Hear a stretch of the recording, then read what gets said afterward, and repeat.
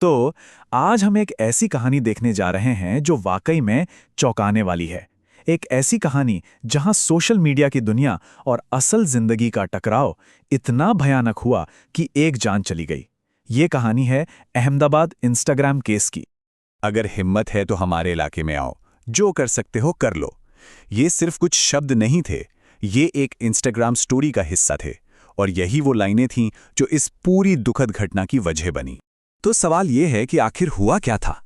कैसे एक मामूली सा लगने वाला सोशल मीडिया पोस्ट एक 19 साल के लड़के की जान ले सकता है? चलिए इस पूरी कड़ी को समझते हैं, ऑनलाइन पोस्ट से लेके असल दुनिया में हुई हत्या तक। सबसे पहले बात करते हैं उस शख्स की जिसकी जिंदगी इस सब में चली गई। सिर्फ 19 साल। सोचिए, एक उम्र जहां जिंदगी तो बस शुरू ही हो रही होती है, और उसी उम्र में इस कहानी के पीड़ित की जिंदगी खत्म हो गई। तो नाम था ध्रुवराज डढाल, उम्र महज 19 साल, जगह थी अहमदाबाद गुजरात, और मौत की वजह चाकू से हुआ हमला। ये कुछ फैक्ट्स हैं जो इस कहानी के दुखद सच को बयां करते हैं। अब आते हैं कहानी के उस हिस्से पर जहां से ये सब शुरू हुआ, यानी डिजिटल दुनिया से।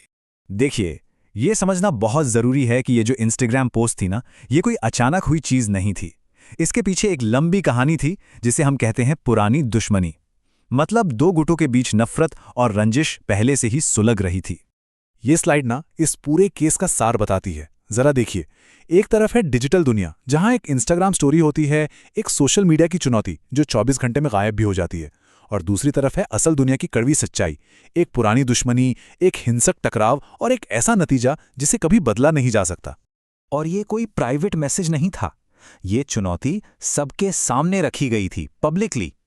अब जब कोई चीज इतनी पब्लिक हो जाए तो फिर वो इज्जत का सवाल बन जाती है ना? दूसरे गुट के लिए इसे नजरअंदाज करना लगभग नामुमकिन हो गया था। तो फिर आगे क्या हुआ?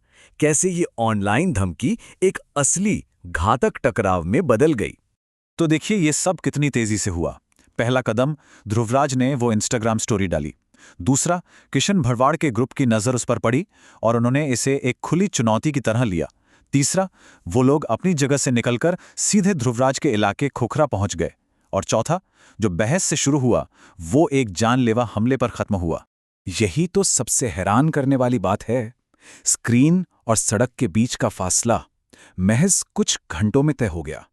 सोचिए, बस कुछ ही घंटे लगे एक ऑनलाइन पोस्ट को एक जिंदगी खत्म करने में। अब जाहिर है इस हमले के बाद कानून ने अपना काम किया।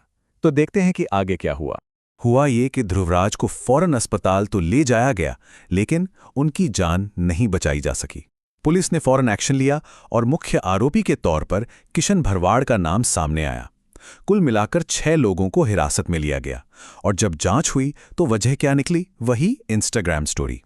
तो इस पूरी कहानी से, इस दुखद घटना से हम क्या सीख सकते हैं? क्या है वो एक जरूरी बात जो हमें समझनी चाहिए?